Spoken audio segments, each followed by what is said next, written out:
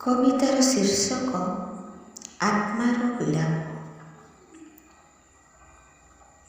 ଗର୍ଭର ଅନ୍ଧାର କୋଠରୀରୁ ମୁଁ ଅସୁରକ୍ଷିତ। ଦୁନିଆର ଆଲୋକ ନ ଦେଖିବା ମୋ ପାଇଁ ଏକ ବଜ୍ର ଅଭିଶାପ। ତଥାପି କାହାର ଜିଦ୍ ଆଉ ସ୍ନେହର ପରଶରେ ଯଦି ମୁଁ ପାଏ ଜୀବନ ଦାନ, ମୋର ଶୈଶବରୁ ଯୌବନ ବି ନୁହେଁ ନିରାପଦ। କେଉଁ ଦେହ ପିପାସୁର ଲୋଲୁପ ଦୃଷ୍ଟି ପ୍ରତିଟି କ୍ଷଣରେ ମୋତେ କରୁଥାଏ କ୍ଷତାକ୍ତ ରକ୍ତାକ୍ତ।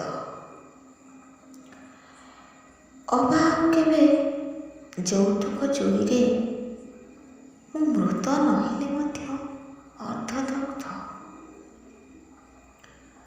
ଜୀବନରେ ସ୍ନେହ ମମତା ବାଣ୍ଟି ବାଣ୍ଟି ଜୀବନ ଯୁଦ୍ଧରେ ଆଜି ମୁଁ ପରାଜିତ। ମୋ ପଣତ କାନି ଆଜି ଅଲୋଡ଼ା, ଅନାଦର ମୋର ବାର୍ଦ୍ଧକ୍ୟ। ମୋ ଦେବାର ହିସାବ ନାହିଁ, ପାଇବାର ଆଶା ବି ନାହିଁ। ତଥାପି ଆଜି ମୋର ସାଥୀ କେହି ନାହିଁ, କେବଳ ମୋର ସାଥୀ ଜରା ନିବାସର ସେହି ନିର୍ଜୀବ ମୁଖକାନ୍ଥ। ସ୍ୱାଧୀନତା ମୋର ଚିର ଉପେକ୍ଷିତ।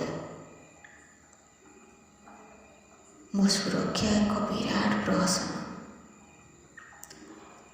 ମୋ ପାଇଁ ଜାଗାଟିଏ ହୃଦୟରେ, ଏକ ମନଗଢ଼ା କାହାଣୀ ଅବା ଅଦେଖା ସ୍ୱପ୍ନ। ସ୍ୱାଧୀନ ସୁରକ୍ଷିତ ମୋ ସ୍ଥାନ ବି ସଂରକ୍ଷିତ, ଏହା ମୁଁ ଶୁଣିଛି। ଏତେ ନିଶ୍ଚିନ୍ତତା ଭିତରେ କିନ୍ତୁ ମୋ ଅନିଶ୍ଚିତ ଭବିଷ୍ୟତ। ହେଲେ ଆଜି ଅନ୍ତ ହେଉ ସେହି ପ୍ରତୀକ୍ଷିତ ସକାଳ। ମୁଁ ନୁହେଁ ଅଲୋଡ଼ା, ନୁହେଁ ଅଭିଶପ୍ତ। ମୁଁ ଜାୟା, ମୁଁ ଜନନୀ, ମୁଁ ଭଗିନୀ, ମୋର ଅନେକ ରୂପ। ତେବେ ମୋ ବିନା କ'ଣ ଏ ସୃଷ୍ଟି ସମ୍ଭବ?